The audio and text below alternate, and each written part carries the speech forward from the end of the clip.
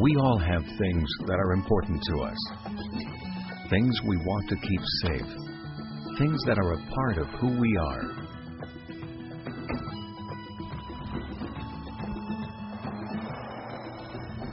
And when something threatens these things,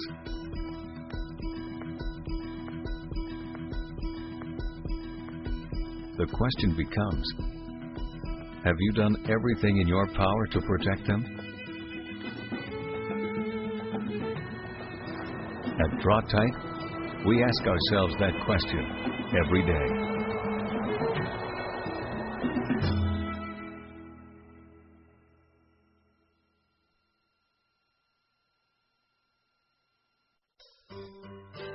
Congratulations! And thank you for owning one of the most sophisticated trailer braking systems available today. Whether you tow for work or play, you can depend on Draw-tite to enhance your towing experience by working to make sure both your tow vehicle and the trailer it's pulling slow down and stop at the same time. Over the next several minutes, we will show you some important setup steps to be sure you have the smoothest braking experience possible. If you have questions or need more specific information, please either refer to the installation and owner's guide enclosed with your control or call us. If this is your first installation, please listen for a moment to some important tips. Performance braking controls are directional. This means that the back of the control must be positioned toward the front of the vehicle or in the direction of travel. Locate the mounting position on the face of the dash in the most convenient position possible and within easy reach. Many brake controls have a primary operating range, nose up or nose down. Refer to your installation instructions for the range that applies to your control.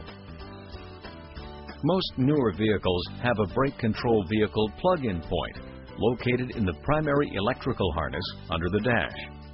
Use the vehicle-specific wiring harness, sometimes provided by the automobile manufacturer or available separately from your brake control supplier, to connect the brake control wiring. Then plug it in under the dash. If your vehicle is older or does not provide a plug-in point, use the generic wiring instructions provided with the brake control, or see your dealer for installation details. If you have questions, please refer to the owner's guide or give us a call.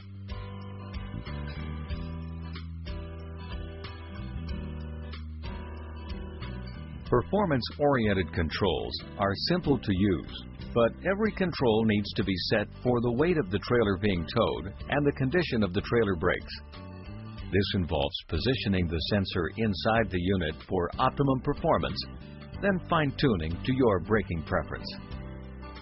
The process for this adjustment is as follows.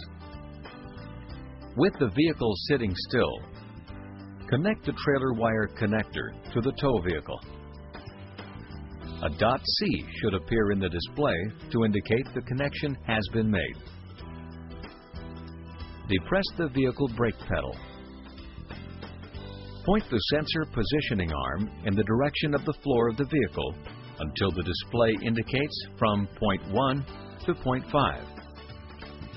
If you prefer more aggressive braking, pull the pointer toward you to a higher number. If you would like a smoother or more delayed response from the trailer brakes, move the pointer toward the front of the vehicle until the display just barely shows 0. After you have driven several miles and the trailer brakes have warmed up, you may want to repeat this process to further refine your stops.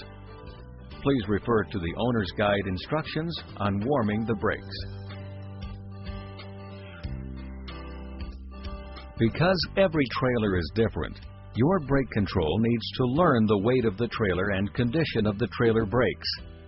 This is required to determine the optimum power necessary during an emergency stop without trailer wheel lockup. Once you've connected the wire harness and mounted your brake control, connect the trailer to the tow vehicle, which will be indicated by a .C on the display. Squeeze the manual override control and set the power to 4.0. Then, tow the trailer to a dry, level surface. Take the vehicle up to 25 miles per hour and reactivate the manual override. If the trailer wheels lock up, slightly reduce power. If the wheels turn freely, increase power to a point just before wheel lockup. It's that easy. For information to fine-tune your system for optimal performance, check your owner's guide for details. Thanks for watching. We'll see you on the road.